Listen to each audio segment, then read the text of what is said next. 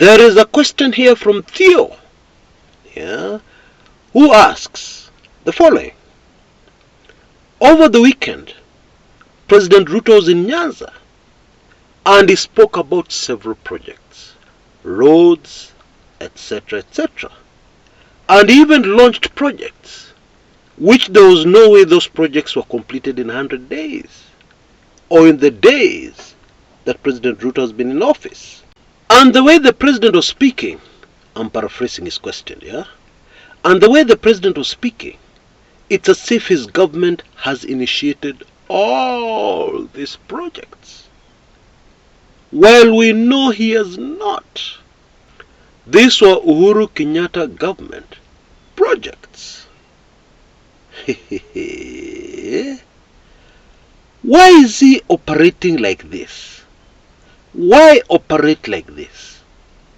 Chris, that is my question.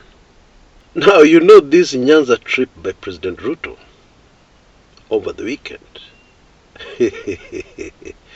It has really kicked up a lot of dust.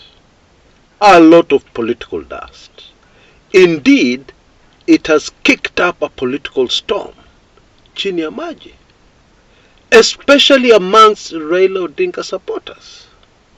Now, in my opinion, the problem Kenyans have, especially those Kenyans who are looking at our politics, some of them even analyzing it, the huge problem we all have is the memory of a mosquito. We don't remember.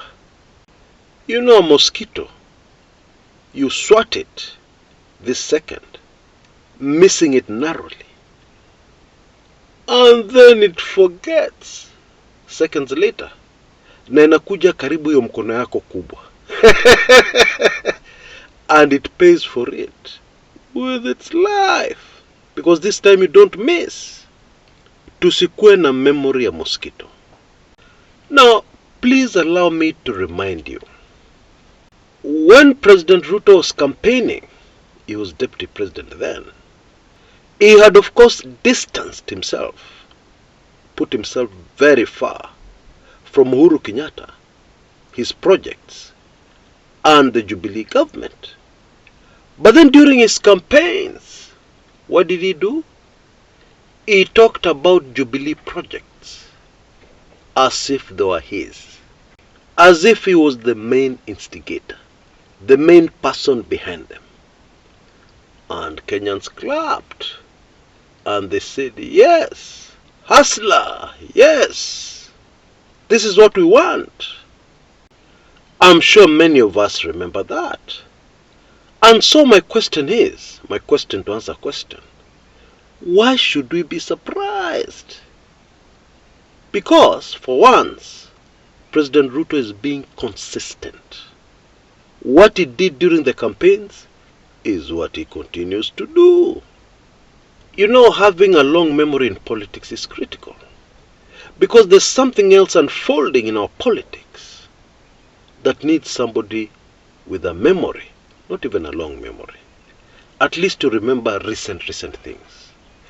Now, we all remember the time when the old 1,000 Kenya shilling notes were removed from the market. We remember the stories. Some poor Kenyans who had buried their money under their mattresses lost a fortune. They were not able to submit those old notes on time to get a replacement, and they were left holding their life savings as useless pieces of paper. Most of us remember that. And Kumekucha regulars will remember one of the main reasons why the old 1,000 shilling notes were phased out. Okay? It was said that a certain Kenyan, who is now very powerful, lost a fortune, billions. He managed to exchange most of his old 1,000 Kenya shillings notes. He had a very huge stock.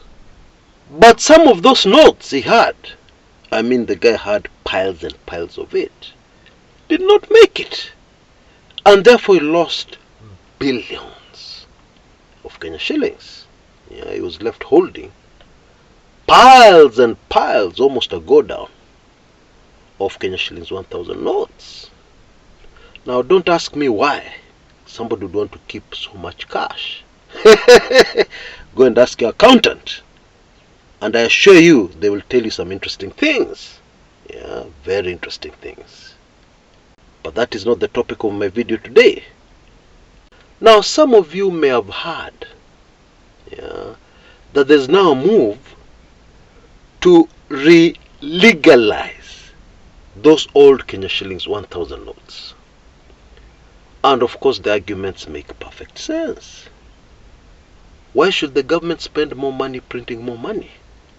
Why don't we just use the old stock, which was taken out of the market, reintroduce it into the market as legal tender, as legal Kenya shillings 1,000 notes? And all that makes perfect sense.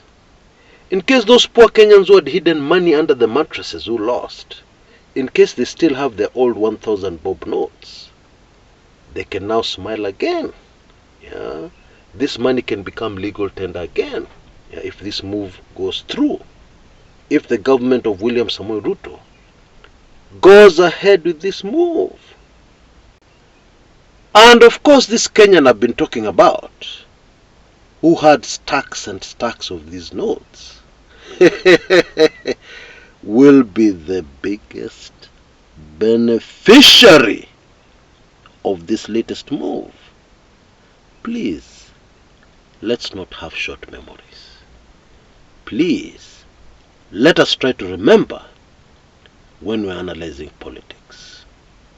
Now, there are a lot of issues with this Nyanza trip, which I analyze in other questions I'm going to answer in this series. Yeah, I'm actually answering 3 questions. So look out for those 2 other videos, moto kuliko pasi ya makaa, that talk about this Ruto Nyanza trip. Until next time, this is Chris, Kumekucha.